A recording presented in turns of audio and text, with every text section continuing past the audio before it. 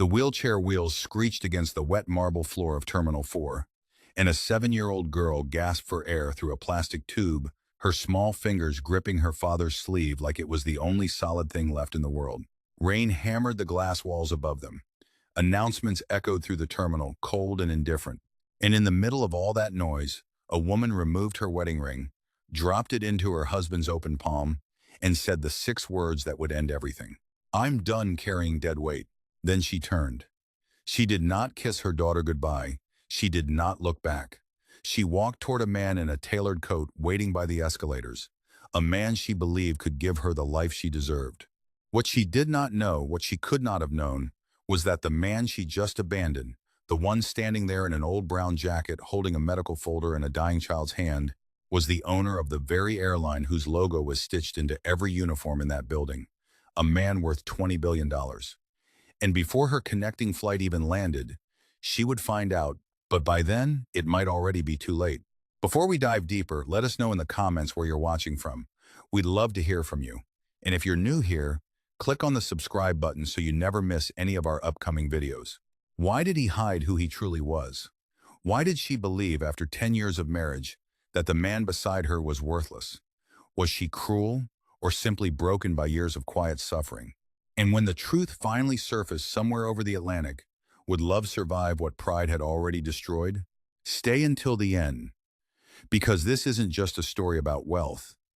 It's a story about blindness, about love, about pride, and about the price people pay for judging someone before they understand the battles that person is fighting in silence.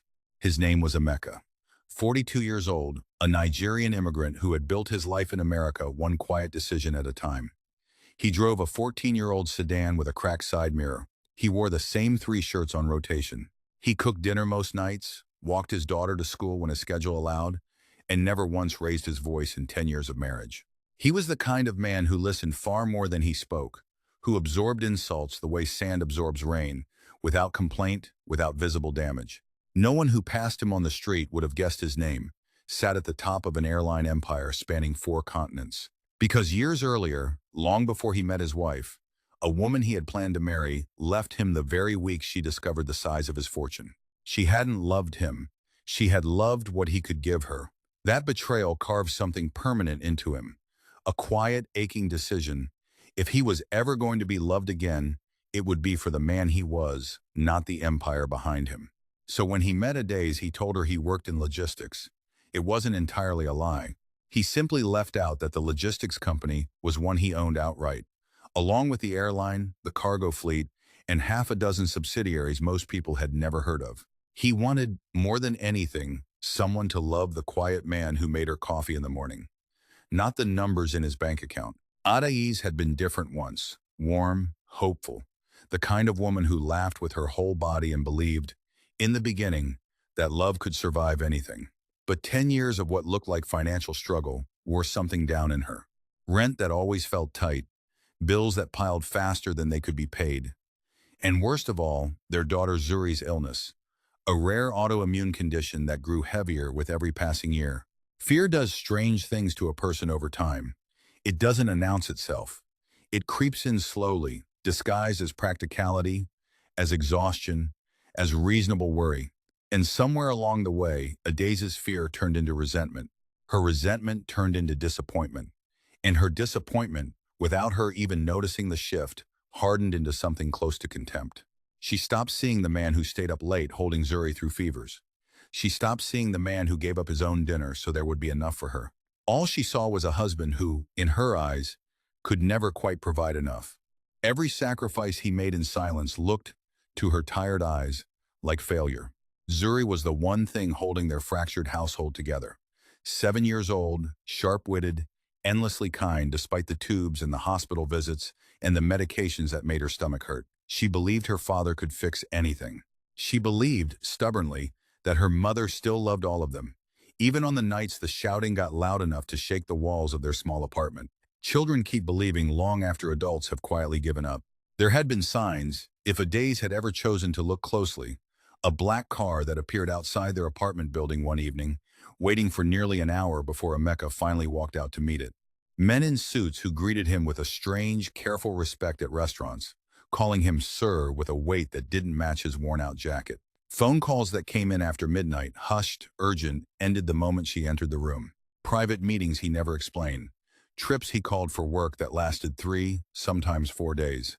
Every time? She asked. Every time he gave her a vague answer and changed the subject. And eventually she stopped asking altogether. Because somewhere in the wreckage of disappointment, curiosity had quietly died in her chest. Then Zuri's condition worsened. What had been manageable for years suddenly turned dangerous. Her small body stopped responding to the medication that had kept her stable. The local specialist ran out of options and, almost apologetically, mentioned a name, a specialist overseas, in Germany, who had pioneered a treatment showing real promise. But the cost of the program was staggering. Adaeze did the math in her head and came up with nothing but despair. She was certain, absolutely certain, that they could never afford it. It was around that time that Daniel entered her life. He worked in finance, or so he said, confident, well-dressed, the kind of man who filled a room the second he walked into it. He met Adaeze at a mutual friend's dinner, and within weeks had become the person she vented to when the walls of her marriage felt too tight to breathe in. He listened in a way that felt different. He nodded when she complained about money. He agreed when she called her situation unfair. He told her, more than once, that a woman like her deserved better than a man who couldn't even fix his own car without borrowing tools from a neighbor. Little by little, without realizing it was happening, Adaeze began comparing appearances instead of character. Daniel's tailored suits against Emeka's worn jacket. Daniel's confident promises against Emeka's quiet silence. She mistook noise for strength and silence for weakness. It is one of the oldest mistakes a human heart can make. One evening, everything she had been holding in for years finally broke loose. "You call yourself a husband?" she screamed, her voice cracking against the thin apartment walls. "Our daughter is dying, Emeka, and you stand there saying nothing, like it doesn't even touch you. You are weak. You have always been weak. You are a burden I have been carrying for 10 years. He stood very still. He did not raise his voice. He did not defend himself. He simply looked at her, his eyes tired but steady, and said one sentence that she would not understand until it was far too late. "When the storm is over, I hope you'll still recognize who stood beside you." She scoffed and walked out of the room. Neither she nor the audience watching this story unfold would understand the weight of that sentence yet. Not for a while longer. The specialist in Germany had arranged emergency travel through a private arrangement with the airline. One Adaeze assumed was some kind of charity program for sick children. They arrived at the airport with Zuri weak in her wheelchair, oxygen tube beneath her nose, and their marriage weaker still. And that was when Adaeze made her choice. Daniel was waiting near the gate, exactly as he had promised. Adaeze looked at her husband, looked at her daughter, and something in her, some final fraying thread of patience, snapped completely. "I can't do this anymore," she said, pulling the wedding ring from her finger. "I'm done carrying dead weight." She placed the boarding passes in the ring into Emeka's hand and walked away without turning back, without kissing her daughter goodbye, believing in that moment that she was finally escaping a life of failure. She had no idea she was walking away from the very person holding their entire future together. If you're still watching up to now, type "I'm still here" in the comments section, because sometimes the greatest wealth in the world is invisible, and this story is only just beginning. The flight attendants greeted Emeka differently the moment he boarded with Zuri. Not with a public display, nothing loud enough to draw attention, but with a quiet, unmistakable deference. A senior flight attendant knelt beside Zuri's seat personally to check her oxygen equipment. The captain came out briefly before takeoff just to shake Emeka's hand. Zuri noticed everything, the way children always do. "Daddy," she whispered, tugging his sleeve. "Why does everybody know you?" He smiled softly and tucked the blanket around her small shoulders. "Because kindness travels farther than money, sweetheart. Remember that." Back in the terminal, Adaeze walked beside Daniel with something close to relief flooding through her chest, a feeling she mistook for freedom. But the feeling didn't last long. Within minutes, she noticed a strange shift rippling through the airport staff around her. Employees whispering urgently into radios. Executives in sharp suits moving quickly toward the gate she had just left. Security repositioning themselves with a new alert posture, the kind reserved for someone important, someone very important. She caught fragments of conversation as she passed. "The founder is on that flight. The chairman himself, can you believe it? $20 billion and he flew commercial with his daughter, no entourage, nothing. Her stomach turned cold. She stopped walking. Daniel called her name, but she barely heard him. A large screen near the gate displayed a photo for an internal airline briefing. A photo she recognized instantly because she had looked at that same face across the breakfast table for 10 years. The founder, the owner, the chairman of the airline, worth $20 billion.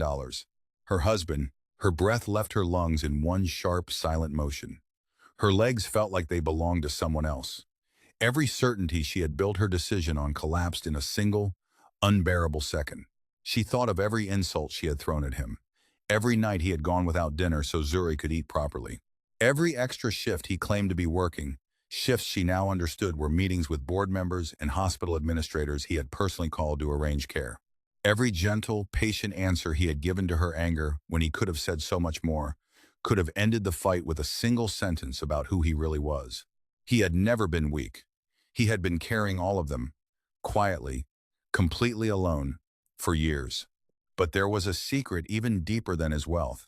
Emeka hadn't hidden his fortune because he doubted Adaeze's love from the very beginning.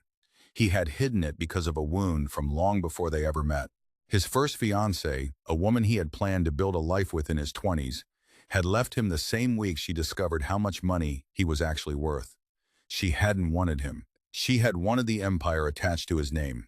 That betrayal had followed him into every relationship since, a quiet fear that no one would ever choose the man over the money.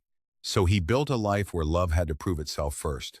And for years he genuinely believed his wife loved him, the real him, the tired man who came home smelling of engine oil from fixing the car himself instead of calling a mechanic. It wasn't until hardship arrived, real hardship, that he finally saw what prosperity had never been able to reveal. Zuri's surgery in Germany had already been fully paid for, weeks in advance.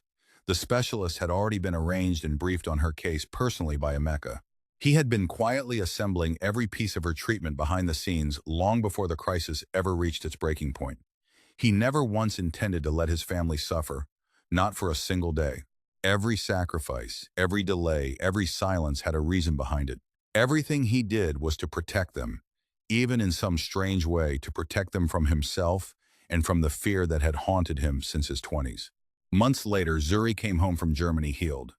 Color returned to her cheeks. She ran through the apartment hallway again, laughing, chasing a small dog their neighbor had gifted her as a recovery present, the oxygen tube gone for good.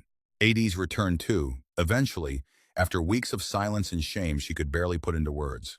She said it wasn't about the money, that she had realized what she'd thrown away long before she ever saw that screen at the airport. Perhaps some part of that was even true. But trust, once broken at the gate of an airport in front of strangers, does not rebuild itself as easily as a marriage certificate can be signed. Emeka forgave her.